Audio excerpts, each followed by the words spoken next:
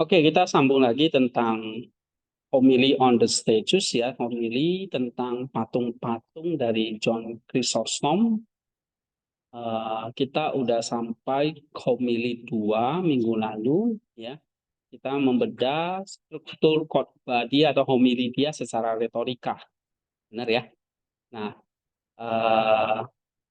ini kemudian kita lihat retorikanya susunannya ada exordium, ada apa lagi? Ada proposisi, ya kan? Lalu ada argumentasi atau sebelum proposisi argumentasi, refutatio biasanya ini ada sanggahan-sanggahan. Kita bisa memasuki pandangan-pandangan duniawi, ya. Baru kasih argumentasi dari Alkitab. Oke? Nah, misalnya dia homili 2 itu kan bahas tentang kekayaan, ya. Tapi proposisinya dia kasih satu proposisi yang sangat penting di sini. Ini sebetulnya masalah internal. Kekayaan itu bukan karena masalah eksternal, tapi ini karena masalah internal di dalam jiwa. Nah, ini kelalaian spiritual. Jawabannya di mana? Di argumentasi. Bagaimana mengatasinya? Itu di dalam 1 Timotius 6 ayat 17. Dia kasih berapa poin? Misalnya saya di sini menemukan ada sekitar 6 poin yang penting dari homili dia. Mulai dari poin 13 sampai 26. Panjang. Jadi zaman dulu itu homilinya itu panjang. 1 jam lebih. Ya, kalau sekarang ya 20 menit aja udah bisa kita ya. Oke.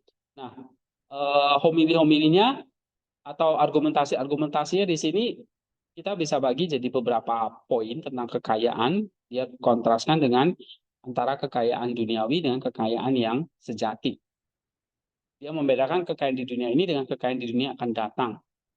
Dia pakai Lazarus sebagai contoh. Ya, kamu bisa baca nanti di dalam poin 13 itu. Lalu akar dosa dari kekayaan itu adalah kesombongan. Nah, sosok dengan cerdik menganalisis mengapa Paulus tidak berkata jangan menjadi kaya. Ya. 1 Timotius 6 ayat 17 coba kita baca dulu ya. Bahwa 1 Timotius 6 ayat 17 coba baca.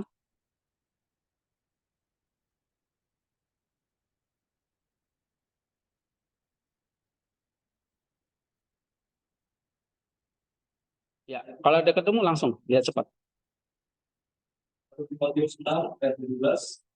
Ingatkanlah kepada orang-orang kaya di dunia ini agar mereka jangan tinggi hati, jangan berharap pada sesuatu yang tak tentu seperti kekayaan, melainkan pada Allah yang dalam kekayaannya memberikan kepada kita segala sesuatu untuk kita. Iya.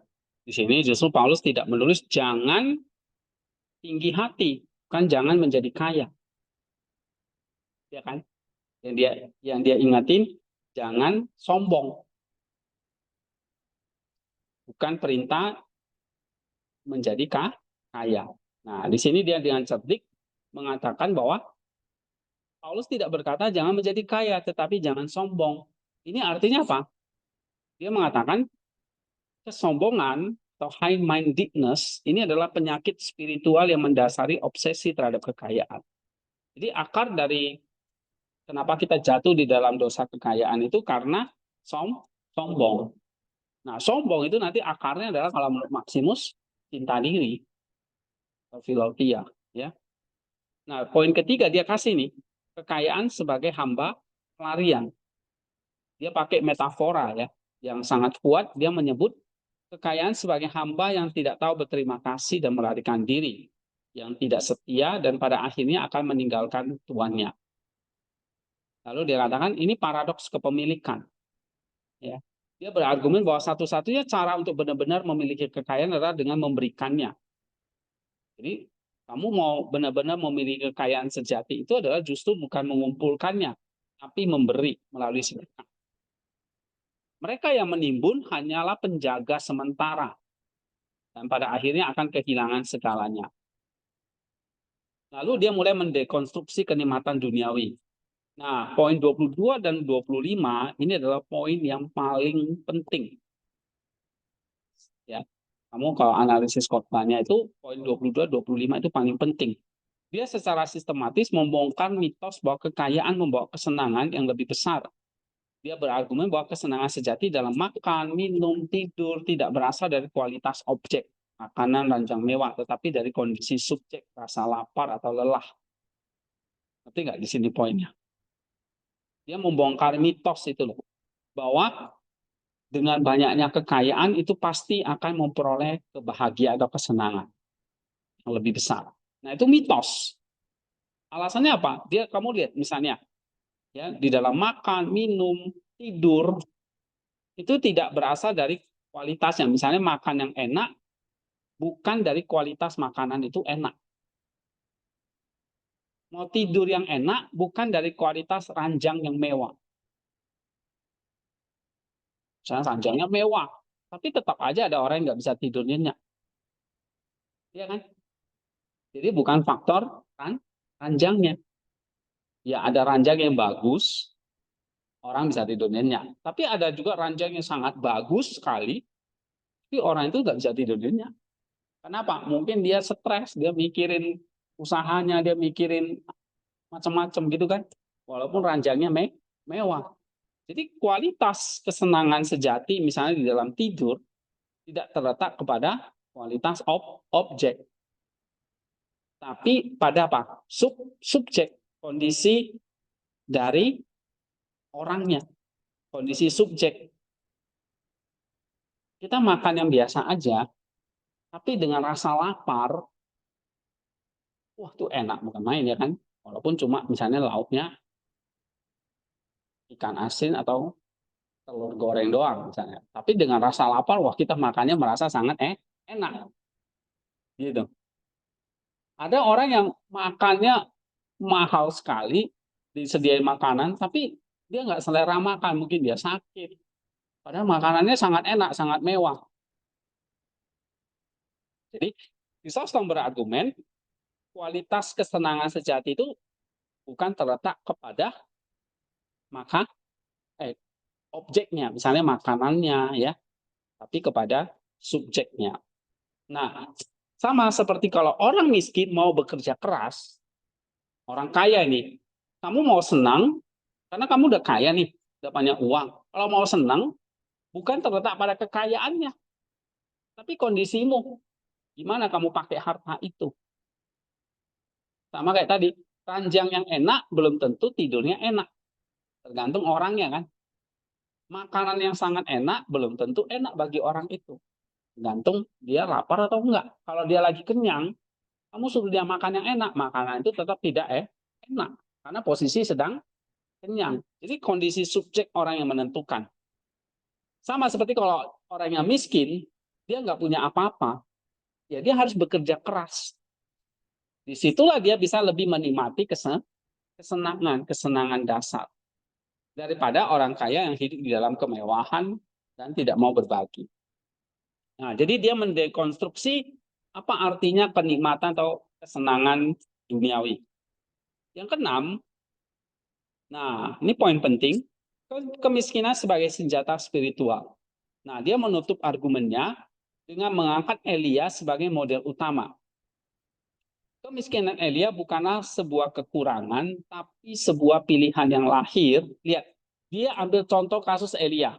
Elia itu kan di Perjanjian Lama kan. Jadi waktu dalam argumentasio itu juga enggak kaku harus di ayat itu. Kamu bisa dari ayat itu, kamu merefer ayat-ayat yang lain. Dulu saya ajarkan di eksegesi misalnya nih ya. 1 Timotius 6 ayat 17, kamu lihat X reference ya. Ini dia bisa berelasi dengan banyak hal.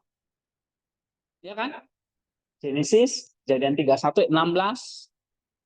Kamu bisa ambil 1 Tawarik 28 ayat 8. Atau kamu bisa ambil Kisah 17, Daniel 4, atau kitab Esther 8 ayat 12 dan sebagainya. Jadi relevan. Nah, Chrysostom dia ngambil contoh kisah hidup Elia yang ada di Perjanjian Lama.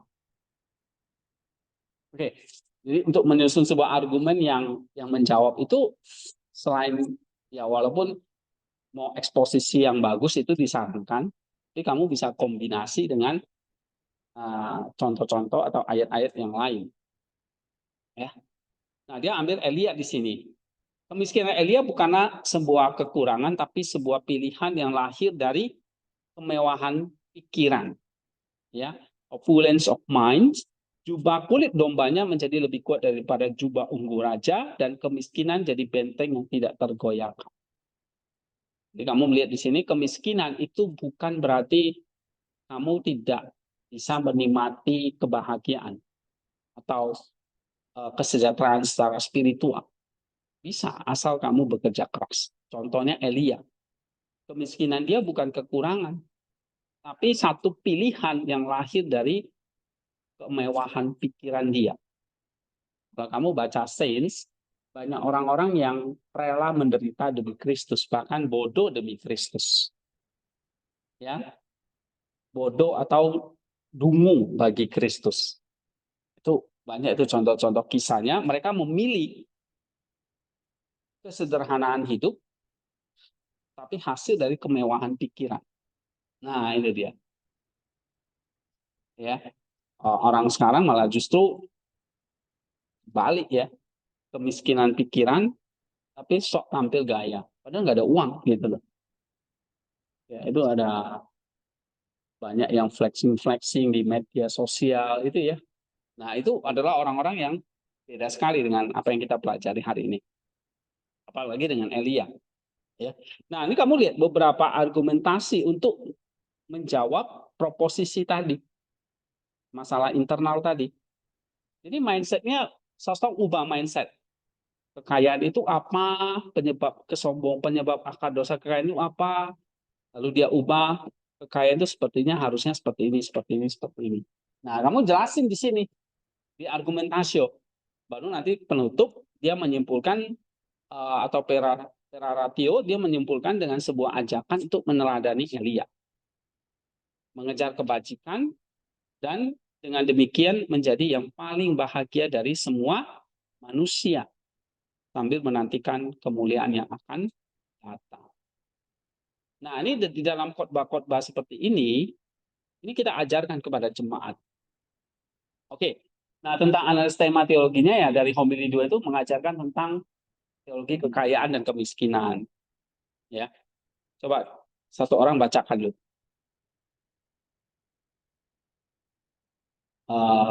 Oke, Lala baca. Teologi kekayaan dan kemiskinan ini adalah salah satu eksposisi karakteristik paling kuat tentang sifat sejati kekayaan. Iya. Pertama, tidak untuk kekayaan itu sendiri, tetapi ikatan dan kesombongan yang ditimbulkannya. Dia melakukan dekonstruksi terhadap nilai-nilai duniawi dan membangun kembali sebuah hierarki nilai yang berpusat pada kebajikan dan kehidupan kekal. Iya. Jadi teologi tentang kekayaan ya. Kekayaan itu tidak untuk dikutuk, tapi juga bukan untuk terikat dan sombong. Ya, apa sifat sejati dari kekayaan? Nah, di sini coba baca lagi. Chrysostomos. Chrysostomos mempromosikan sebuah bentuk asketisme yang dapat diartikan setengah kota. Berbeda dengan para bapak guru yang belajar diri dari dunia, dia mengajarkan jemaatnya untuk hidup di dalam dunia tetapi tidak dari dunia. Disiplin diri, kesederhanaan, dan kemurahan hati adalah bentuk kemartiran sehari-hari yang dapat dipraktikkan oleh jemaat. Ya.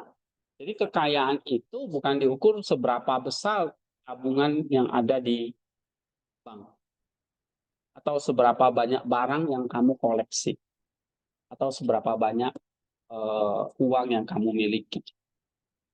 Tapi kekayaan itu harus kita ubah, itu adalah apa? Kekayaan akan asketisme. Ya? Kemewahan pikiran, kesederhanaan, kemurahan hati. Nah, itu adalah kemewahan pikiran. Pikiran yang mewah itu bukan karena oh hari ini aku makan apa, besok aku mau makan apa, ya. Atau saya belum coba ini, baju ini dan sebagainya. Bukan itu. Tapi disiplin diri itu kemewahan pikiran. Aneh ya. Yang kita anggap mewah itu kan misalnya apa? Barang bermerek. Ya kan?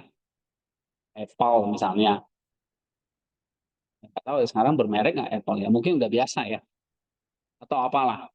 Mobil bermerek. Semua yang kita anggap itu branded. Itu nggak mewah.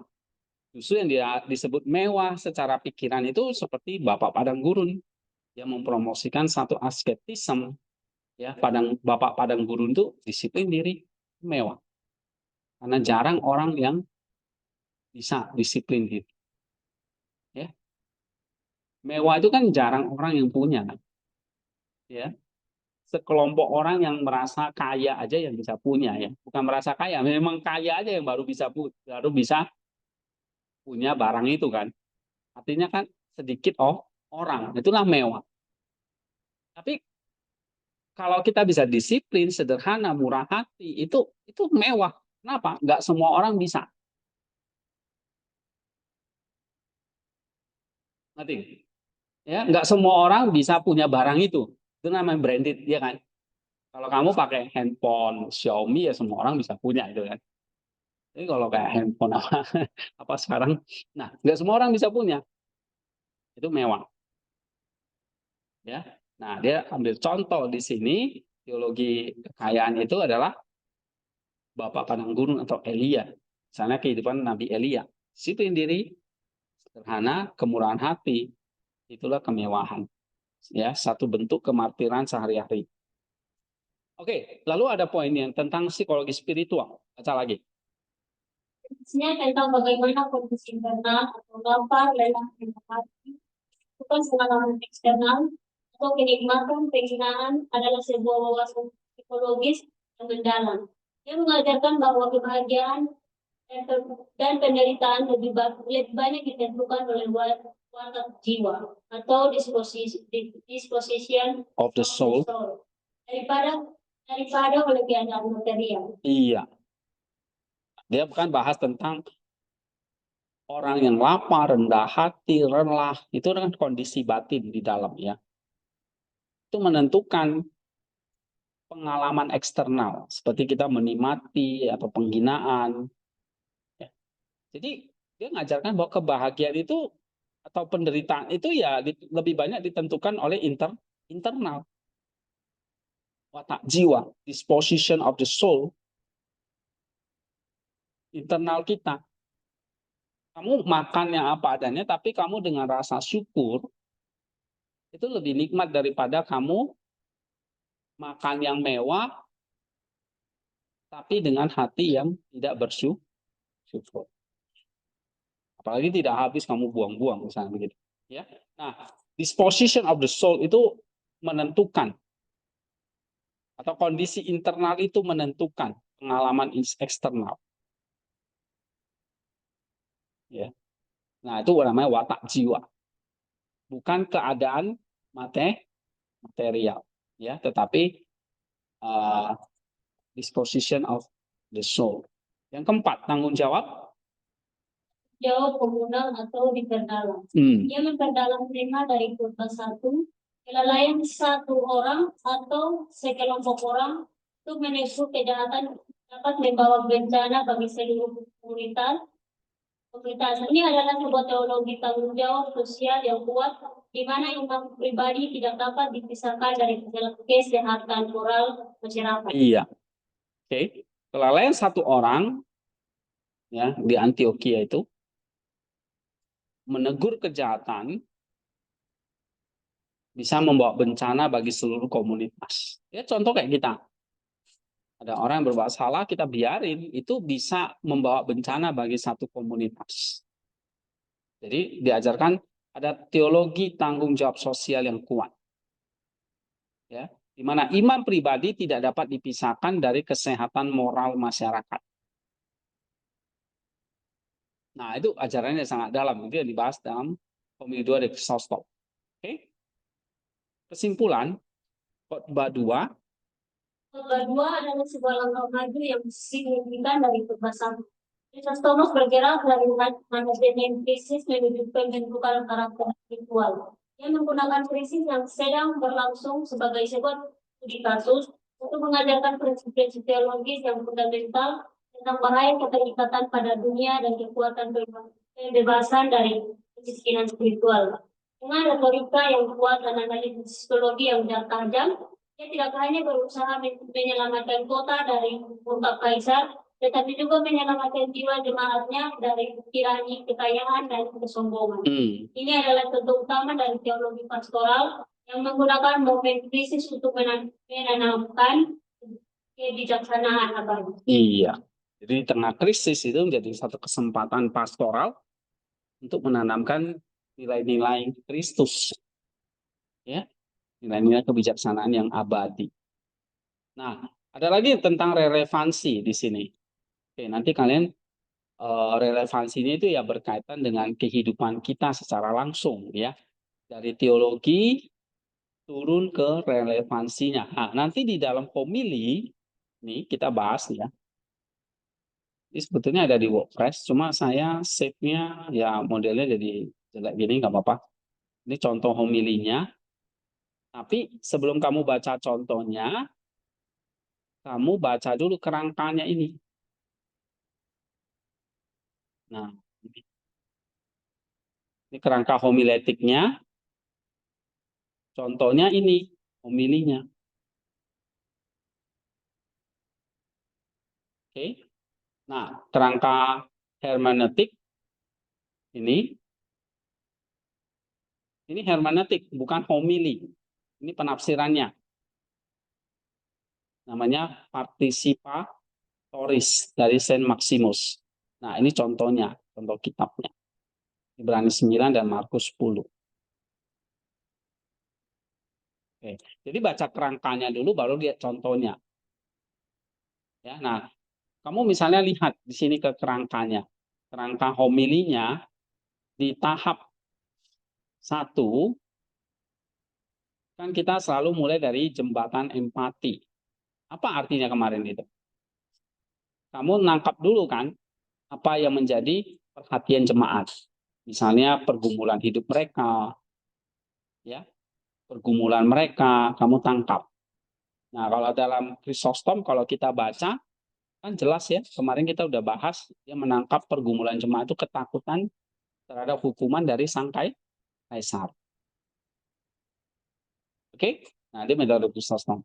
Terus, konteks mereka atau historisnya jemaat, kamu bawa masuk transisi ke historis teks. Misalnya tadi 1 Timotius. Timotius juga sama, dia menghadapi jemaat-jemaat yang sulit diatur juga. Nah, misalnya ini ada contoh kan, sebenarnya saya udah kasih contoh gimana transisi ke historia. Nah, ini kita udah bahas minggu lalu ya. Oke, nah atau kamu lebih paham lagi masuk misalnya lihat homili ini. Ini tentang konteks minggu kelima Prapaskah ya. Saint Maria dari Mesir. Nah, ini ada historianya baru masuk ke teks Alkitabnya. Oke, nanti baca sendiri. Nah, lalu diagnosis tahap 2-nya. Nah, dari masalah historis tadi, misalnya ini kan bahas tentang temanya kecemasan ya. Ini kan tema yang sangat umum lah. Doa, iman, kasih, kecemasan ya. Perpuluhan sekarang juga lagi ngetren. Nah, ini tema-tema yang umum, kamu bisa khotbahkan yang gampang-gampang. Jangan tema-tema yang sulit kayak misalnya Pak Yason punya tema ya. Kadang kita baca judulnya aja apa nih maksudnya kan? Ya, tema-tema yang simple yang memang nanti kalau kamu udah advance ya boleh. Oke. Ya. Kayak misalnya kalau udah advance tulis artikel misalnya kayak gitu ya. Kita nggak pakai yang simple-simple lagi. Bahasanya udah tingkat tinggi tapi itu nanti ya. Nah, misalnya tema-tema kecemasan yang simple aja. Nah, kamu lihat contohnya. Mulai dari konteks jemaat, transisi ke historia, misalnya di dalam Matius pasal 6 ya kan. Ayat 25 sampai 34. Masukkan ke transisi itu. Baru diagnosis. Dari situ sebetulnya apa sih jawaban dari masalah kecemasan itu? Ternyata apa? Ini masalah, kalau Chrysostom nanti akan jawab apa? Ini masalah nih, kebutaan akan pemeliharaan ilahi. Jadi jangan hanya nyampaikan masalahnya, tapi kamu rumuskan masalahnya dan kasih diagnosisnya, sakitnya apa. Contoh kemarin saya pakai ilustrasinya Marina nih. Dia sakit perut. Gejalanya apa? Nangis, ya kan, orang-orang. Terus apa lagi Marina? Perutnya kejang-kejang gitu. Itu kamu ya di rumah sakit itu kan. Nah, yang saya bawa siapa ya? Kamu ya, Marina ya, bukan Fani ya.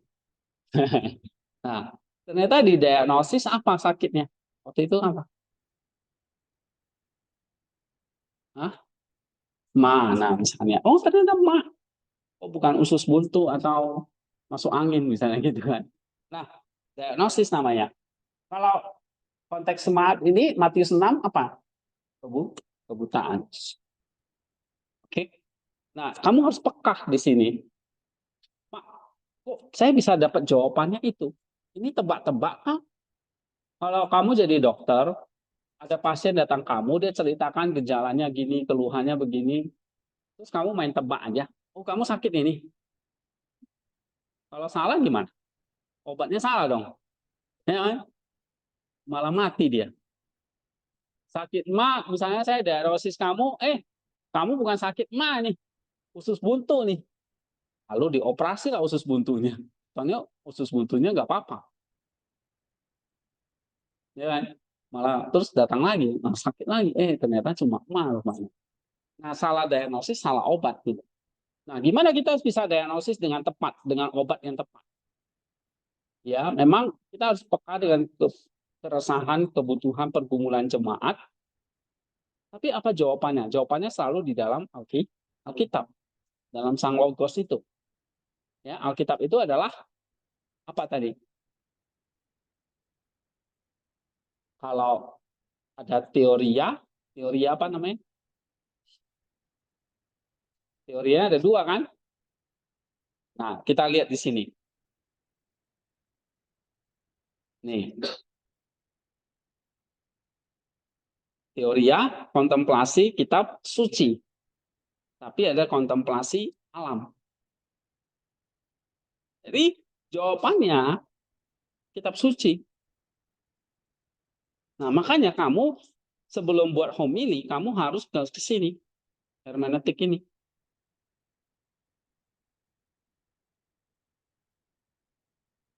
Latihan. Ya. Nah, misalnya nih,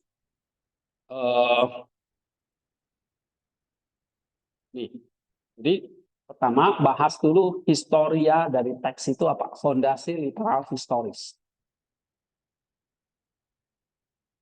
Memang Chrysostom mengajarkan kita harus praksis dulu. Filsafat praktis dan penyucian diri. Jadi waktu kamu baca teks, sebelum kamu khotbahin teks itu, kamu jalani dulu praksisnya. Misalnya teks tadi mengajarkan kita jangan cemas. Ya kamu praktekin jangan cemas. Baru nanti kamu bisa melihat teorinya dari teks itu.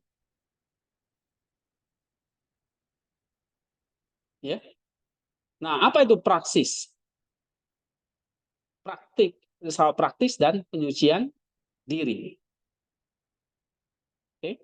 Jadi kita lihat satu contoh di sini.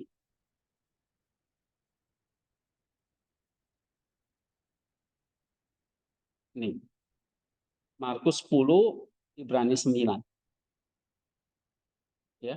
Ada banyak contoh di sini. Kamu bisa lihat, terakhir saya bahas apa ya?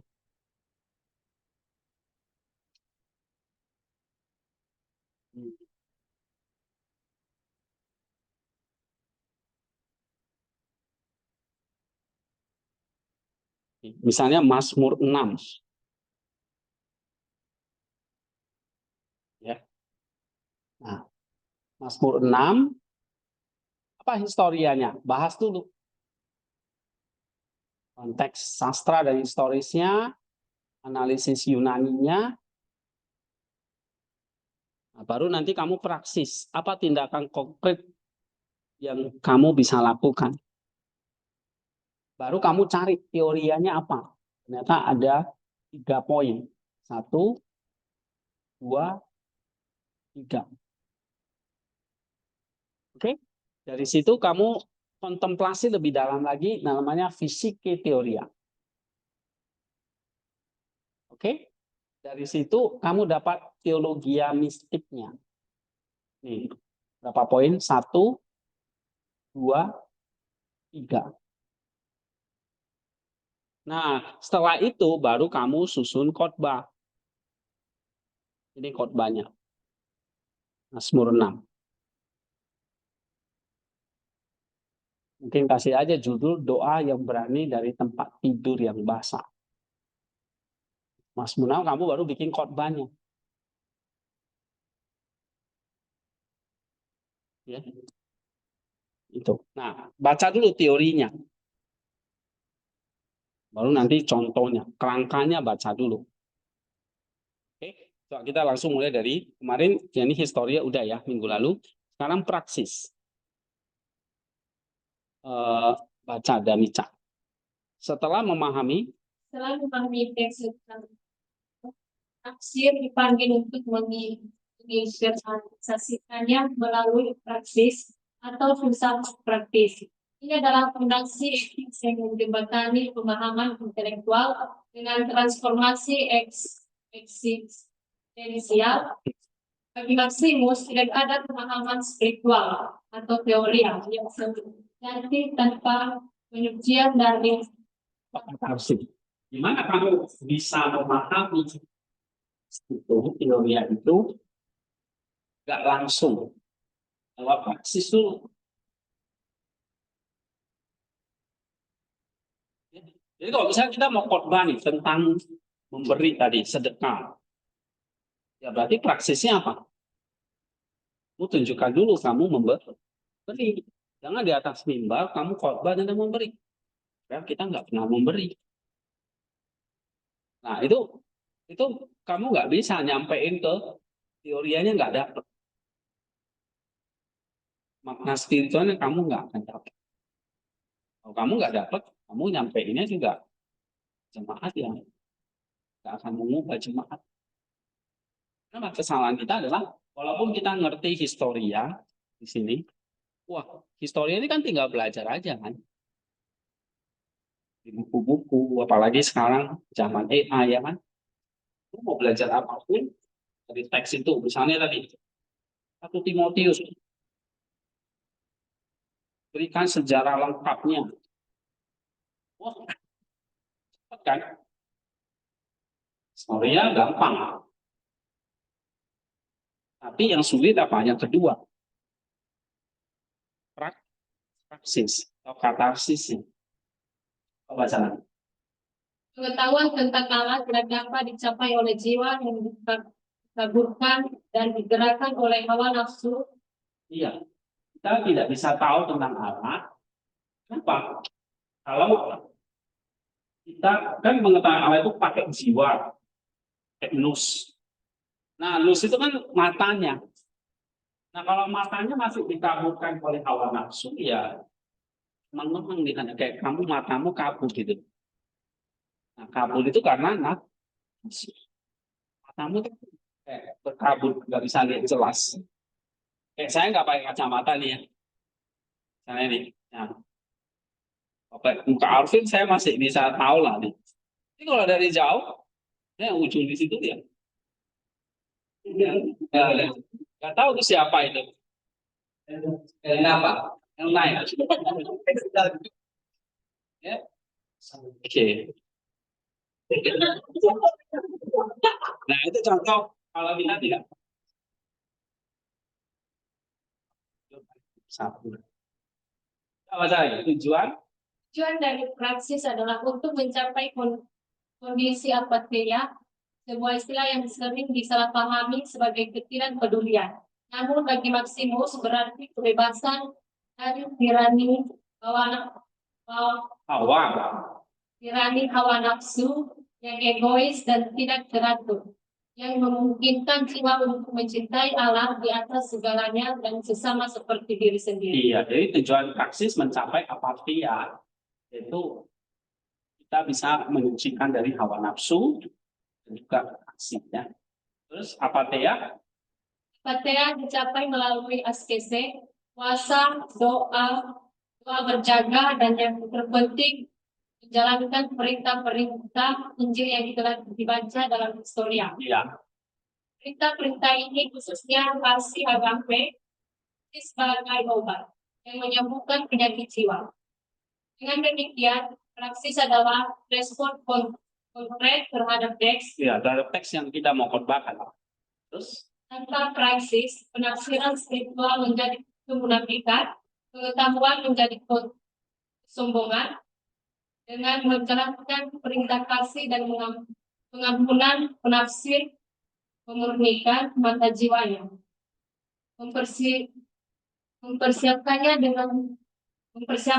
untuk dapat melihat makna yang lebih dalam, itu logoi yang tersembunyi di dalam teks. Oke. Paham nggak di sini tentang praksis? Tujuannya apa? Supaya penafsiran kita tidak jadi munafik atau tidak jadi pengetahuan yang kosong, sombong. Ya kan? Sehingga kalau kita dengan praksis, maka ini bisa memurnikan apa? Jiwa kita bersih. Sehingga mata kita itu bisa lebih melihat makna yang lebih dalam. Atau logoi yang tersembunyi di dalam teks. Jadi kamu baca Alkitab, jangan cuma literalnya doang. Ada logoinya. Ada logoinya. Atau ada makna tersembunyi di dalam teks. Nah, itu tugasmu untuk menemukan. Ya. Itu yang nggak dimiliki oleh orang-orang awam yang nggak pernah belajar teologi. Mereka cuma hanya tahu literal. Tapi mereka nggak bisa menemukan logonya. Nah, untuk menemukan logonya, Maximus bilang, nggak cuma dengan intelektual aja ya. Kamu harus melakukan apa? Artinya memurnikan mata jiwa kita ini. Nah, ini kan nggak gampang. Jadi pengkhotbah pertama kita, yang aplikasi pertama kita dulu. Jemaat. Yes. Oke, ini tentang praksis. Nah, setelah itu baru kamu lanjut ke pneumatike teorian atau kontemplasi spiritual cap suci. Oke, lanjut. Setelah fondasi historia diletakkan pada praksis dimulai, penafsiran diundang untuk naik ke tingkat pneumatik teoria atau kontemplasi spiritual terhadap kitab suci. Di sini intelektus yang telah dimurnikan mulai mampu melihat logoi yang ilahi di balik seluruh literal. Setelah praksis, maka intelek kita mulai bisa melihat apa makna tersembunyi di balik teks. Kalau ilahi.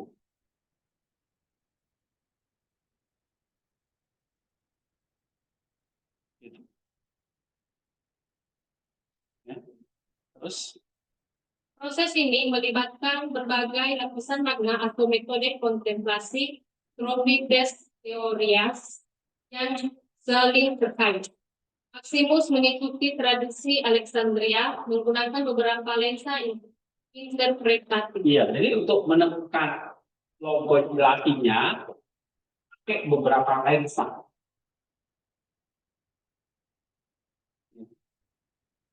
Misalnya kayak kedalaman mata air itu ya.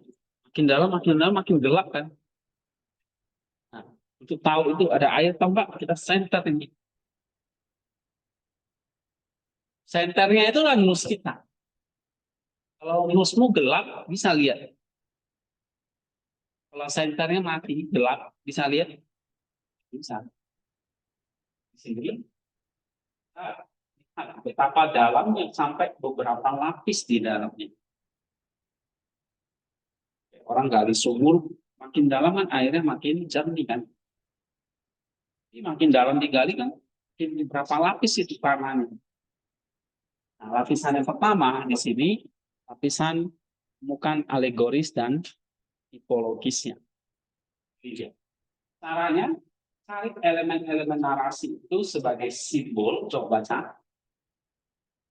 Alegoris, elemen-elemen narasi dilihat sebagai simbol dari realitas spiritual. Tokoh, benda, atau peristiwa menjadi ikon yang menunjukkan pada kebenaran tentang jiwa, dunia, dan alam.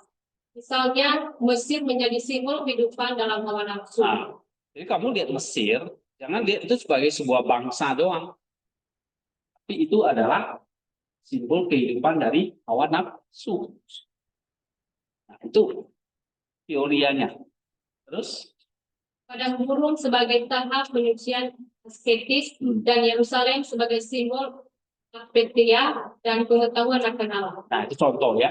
Misalnya ada tokoh kayak Musa, itu simbol dari anti-tipe dari Kristus. Ya kan? Nah, Mesir simbol kehidupan dalam hawa nafsu atau padang gurun. Nah, itu kan di Alkitab banyak tuh tahap sebagai simbol dari penyucian. Nah, itu alegoris. Jadi kita melihat elemen-elemen dalam Alkitab itu sebagai sebuah simbol dari realitas spiritual. Tapi ada kedua namanya tipologis. Coba baca. Tipologis. Tokoh atau peristiwa dalam perjanjian lama dilihat sebagai pola atau tipe yang menemukan penggenapannya. Antitiposnya. Tipe itu polanya. Tapi digenapi di dalam Kristus sebagai antitipos. Ya, istilah-istilah kamu harus paham di sini. Pola itu disebut sebagai tipe atau tipos bahasa Yunani-nya. Penggenapannya di dalam Kristus, namanya antitipos. Misalnya polanya Musa, tiposnya Musa atau Yusuf lah, atau Yunus lah, ya kan? Nah, itu digenapi di dalam Kristus, antitiposnya Kristus. Daud, ada Musa dan sebagainya itu ya. Oke. Dan kehidupan gereja. Tipenya Adam. Tiposnya Adam yang baru, Kristus. Nah, gitu ya. Coba, Kristus. Kristus adalah penggenapan dari setiap gambaran yang benar dalam Mazmur. Nah, misalnya gambaran orang benar dalam Mazmur itu adalah tipenya. Tiposnya Kristus. Terus? Dan Paskah Yahudi adalah tipe dari Ekaristi. Iya. Contoh-contohnya ya. Terus? Lapisan-lapisan ini tidak statis atau saling eksklusif, melainkan bekerja secara dinamis untuk mengangkat jiwa dari yang terlihat menuju yang tak terlihat, mengintegrasikan seluruh narasi kitab suci ke dalam satu ekonomia atau rencana ilahi, keselamatan yang berpusat pada Sang Logos. Iya. Jadi akhirnya kembali lagi dari alegoris, tipologis itu nanti ujungnya kepada apa? Antitipesnya logos atau Kristus. Alegoris, tipologis, ekologis. Nah, kamu harus sering bisa melihat elemen-elemen itu. Ya, nah ini yang kita mau pelajari di sini. Nah, contohnya nanti ya, kita lihat contohnya. Oke, yang keempat dulu, psike teoria atau kontemplasi alamiah. Baca lagi. Bagi Maximus, wahyu ilahi tidak terbatas pada kitab suci. Seluruh kosmos adalah kitab alam yang juga mengungkapkan logoi dari Sang Pencipta. Psike teori adalah tahap di mana penafsir yang telah diterangi oleh kontemplasi kitab suci mulai membaca logo yang sama dalam tekanan, pindahan, dan dinamika alam semesta. Maximus menyatakan bahwa kitab alam dan kitab suci saling menerangi karena keduanya adalah manifestasi dari sang logos yang sama. Iya. Jadi kenapa kok kita perlu melakukan kontemplasi alamiah? Nah ini yang nggak banyak dimiliki oleh para penafsir ini. Maximus mengatakan nggak cukup hanya kitab suci, tapi kamu juga harus lihat kosmos, lihat alam. Alam ini juga mengajari kamu hal yang tinggi. Nah, kenapa kok kembali ke lihat alam juga?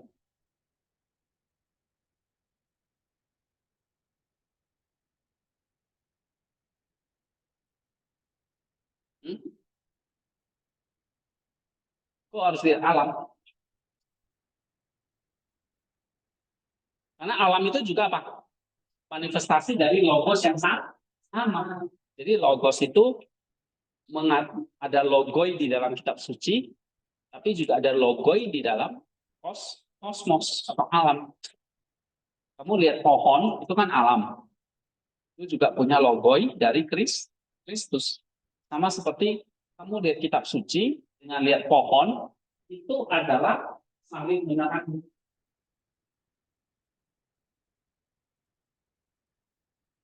Ya, saling menerangi mereka. Nah, nanti lihat contoh ya. Kita lihat alam itu membantu kita. Ya, kamu seperti contoh tadi ya, lihat pintu gerbang. Itu tadi ternyata lambang kematian. Ya kan? Nah, Alkitab ngomongnya kematian. Tapi di dalam kosmos kamu bisa lihat tentang bumi, pintu gerbang, dan sebagainya ya. Bencana itu bisa simbol ke situ. Oke, terus. Kontemplasi ini bekerja dua arah. Pertama, wawasan yang diperoleh dari mengamati logoi dalam ciptaan. Misalnya, keteraturan musik, saling ketergantungan ekosistem. Dapat membantu penafsir mengenali logoi serupa yang tersembunyi dalam teks Alkitab, teks kitab suci. Misalnya, keteraturan rencana keselamatan alam. Ya, di alam misalnya kamu lihat keteraturan musim. Saya. Ya. Kedua, kontemplasi alam ini membawa penafsir kembali ke dalam dirinya. Dengan melihat keteraturan kosmos, ia termotivasi untuk menata kekacauan nafsu dalam dirinya, praksis. Asketisme dengan demikian menjadi partisipasi sadar dalam tanaman harmonis kita. Iya. Ada pertanyaan ini?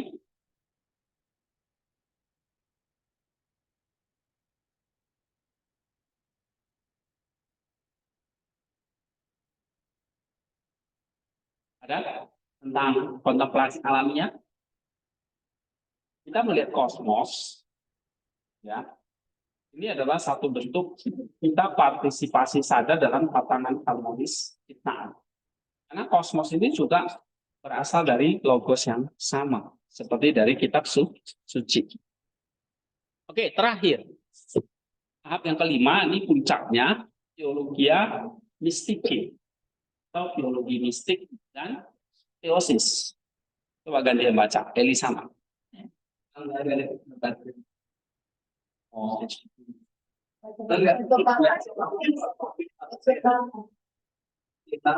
Oh, mau mati ya.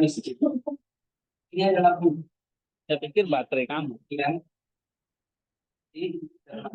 Tahap yang gampang kata konsep dan segala bentuk mediasi ciptaan.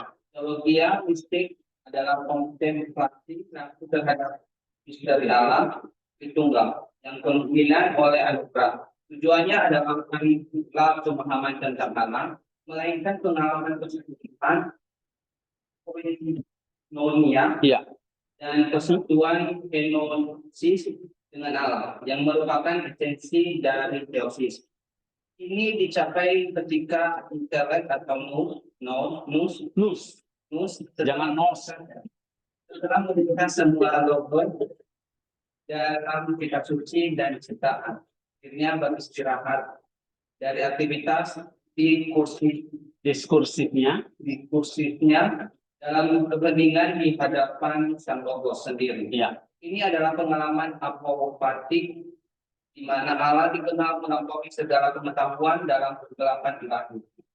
Yang cemerlang menjamin menginjam istilah dari Saint Gregorius dari Nisa dan Pseudo Dionysius pada tingkat ini. Kitab suci telah memenuhi fungsinya sebagai penunjuk jalan. Penafsir tidak lagi hanya membaca tentang Allah, ia mengalami persetubuhan dengan Allah yang disaksikan oleh kitab suci. Teks menjadi pintu gerbang menuju realita yang tak terkatakan, dan penafsir yang dalam menyentuh pengalaman ini akan membaca teks dengan kedalaman dan otoritas spiritual yang baru. Oke, jadi teks tahap yang paling tinggi itu adalah tahap di mana kita mencapai mistik. Teologinya jadi mistik. Bukan lagi hanya pada alam dan kitab suci, tapi alam dan kitab suci itu mengantarkan kita kepada satu kondisi di mana nus kita sudah melintasi semua logoi di dalam kitab suci dan alam, kan? Akhirnya rest, beristirahat. Seperti Kristus tadi yang masuk ke dalam kubur itu. Dia beristirahat dari semua aktivitas diskursifnya. Kalau ini kan sibuk ya. Itu sibuk, teoria sibuk. Semua aktivitas. Tapi dalam teologi mistik kita masuk di dalam keheningan di hadapan Sang Logos. Muka dengan muka. Ya. Inilah yang kita sebut sebagai pengalaman apofatik, pengalaman mistik. Di mana Allah dikenal melampaui semua pengetahuan, kenal dalam kegelapan ilahi yang terang, gelap ilahi tetapi terang. Ya, ini meminjam istilah dari Nisa dan Dionysius. Pada tingkat ini, kitab suci itu bukan lagi hanya sebagai petunjuk jalan, ya. Mana aja nih?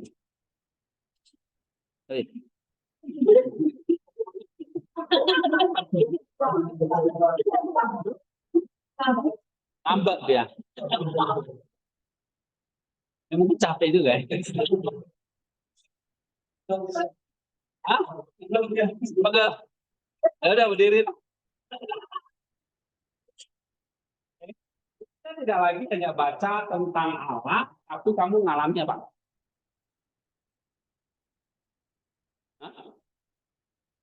Apa? Persekutuan. Ya, teks apapun yang kamu baca itu harus bisa sampai tahap mistiknya. Ada pengalaman persekutuan atau teosis tadi. Nah, kesimpulan, berangkat hermeneutis Saint Maximus dan pengaku iman menyajikan sebuah visi yang holistik dan transformatif. Penafsiran tentang aktivitas membeda teks yang mati, melainkan sebuah analog yang hidup dengan Sang Logos melalui tubuh verbalnya. Dialog analog sih. Ya. Tanggal 5 tahap historia, praksis, pneumatik, teoria, psike teoria, teologia mistik. Bukanlah sebuah progres linear yang kaku, melainkan sebuah spiral dinamis di mana setiap tahap terus-menerus diperkaya oleh yang lain. Praksis memperdalam teoria dan teoria menerangi praksis. Dengan demikian sehingga umum mengintegrasi filologi, etika, eksegesis, kosmologi, dan mistisme ke dalam satu disiplin spiritual. Namanya apa? Hermeneutika, itu dia. Jadi banyak hal ya. Biologinya, etikanya, eksegesisnya, kosmologinya, dan mistisismenya. Oke. Nah, hermeneutika pastoral ini menantang setiap penafsir modern itu tidak hanya bertanya apa makna teks ini, tapi juga bagaimana teks ini melalui anugerah Kristus dapat mengubah saya. Nah, partisipasi, kamu juga ikut berperan serta, berpartisipasi. Teks itu ngomong tentang perubahan, ya kamu juga ngalami. Daud mengalami pertobatan, kamu juga ngalami, gitu loh. Kristus menjadi terang, kamu juga jadi terang. Kita jadi terang, itu namanya mengubah partisipatis. Ya, dan membawa saya teosis dalam persekutuan dengan Allah. Nah, itu. Jadi sama. Kamu khotbah dengan hermeneutika ini, kamu membawa jemaat itu juga ngalami perubahan dan masuk ke dalam persekutuan dengan Allah. Itu khotbah. Khotbah itu bukan sekedar hanya ngasih informasi tentang Alkitab atau hanya mengisi acara ibadah, sekedar rutin atau tampil ya dengan berbagai macam gaya-gaya sekarang. Esensinya kita jangan lupa, retorikanya harus esensinya ini melalui anugerah Kristus saya dan jemaat, dan membawa saya dan jemaat ke dalam persekutuan dengan Allah. Oke ya. Nah ini kerangkanya. Contohnya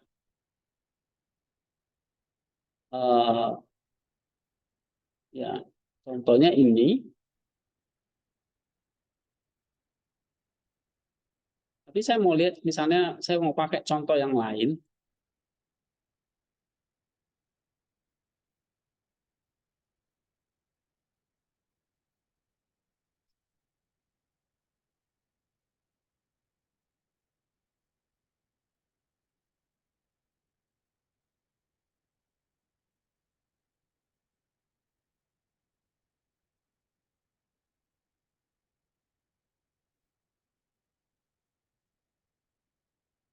Kalau tidak, kalian sebetulnya nanti bisa lihat contoh-contoh. Oh, sorry. Banyak ya. Misalnya di sini.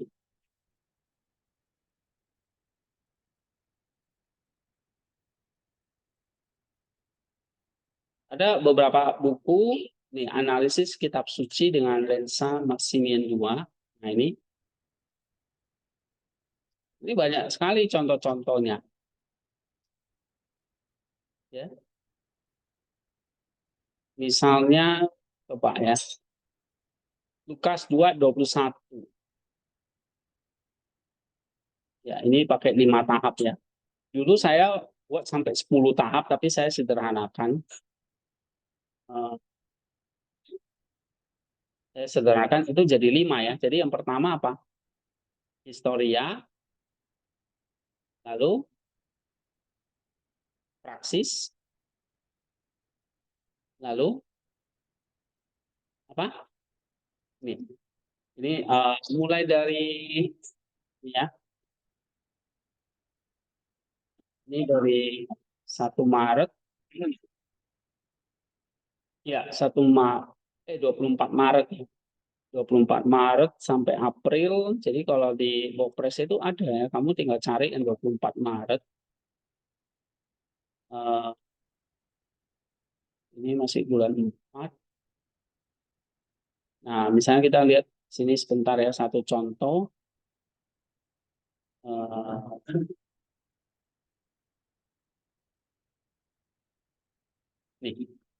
Ini kita udah baca tadi. Nah, sekarang lihat contohnya ini. Amsal, misalnya ya. Amsal 14 ayat 27 sampai pasal 15 ayat 4. Nah, ini historia teksnya. Lalu analisis filologisnya, praksisnya, nah, kontemplasi spiritualnya. Ini kalau nggak dibaca ya nggak. Ini contohnya. Ini baru eksegesisnya. Nanti gimana diubah menjadi homiletik. Nah, minggu depan kita akan bahas ini. Jadi kamu baca yang Mazmur 6 itu juga oke.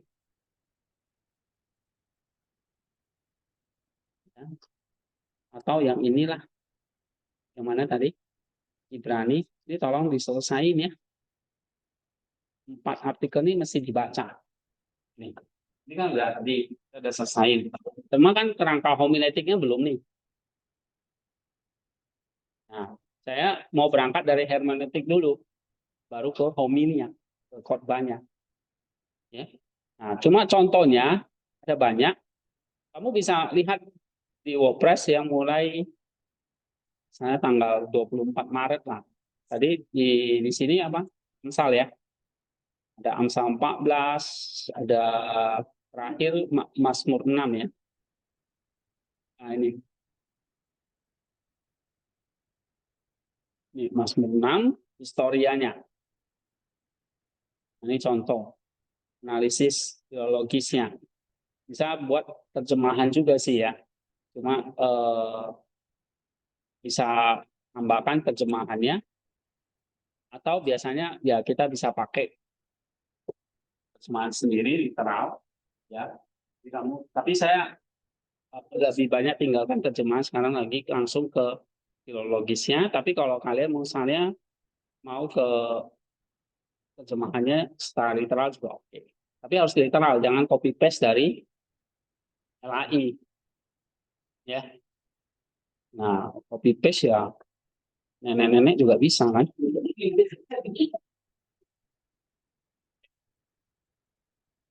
Nah, ini sampai di sini. Ini baca artikel ini. Minggu depan kita akan sambung contoh-contohnya, lalu ke kerangka homiletiknya, contohnya, lalu nanti kita lanjutkan lagi homili 3 dari Chrysostom. Gitu ya. Ada pertanyaan?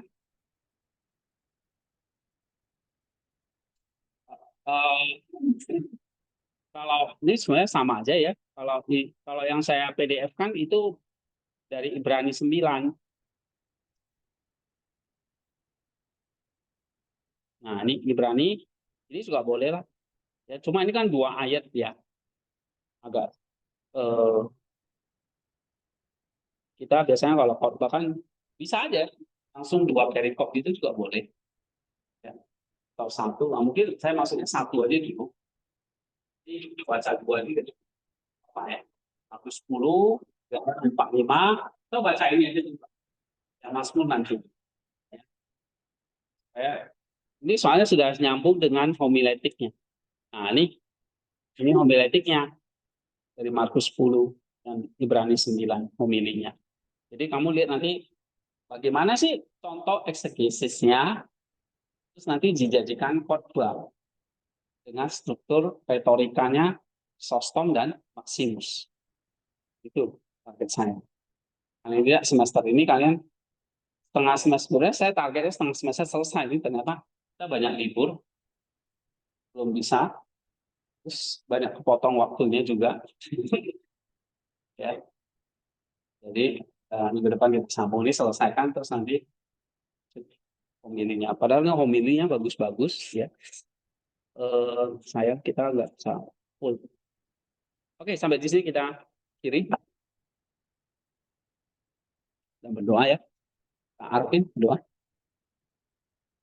Ketika berdoa, orang yang bersyukur di sana. Ya.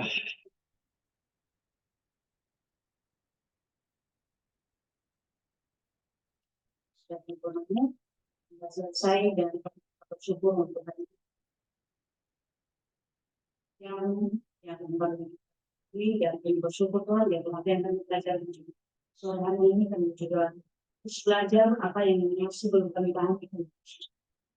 Tolong kami sebelum ini kami bisa mempelajarinya dan tidak minggu ke depan kami setelah terus melihat apa yang terjadi hari ini. Mensertai kami juga dan juga seperti itu. Yang ke depan kami misalkan bertemu dengan nama Tuhan Yesus Kristus. Terus selamatkan kita sudah berdoa. Amin.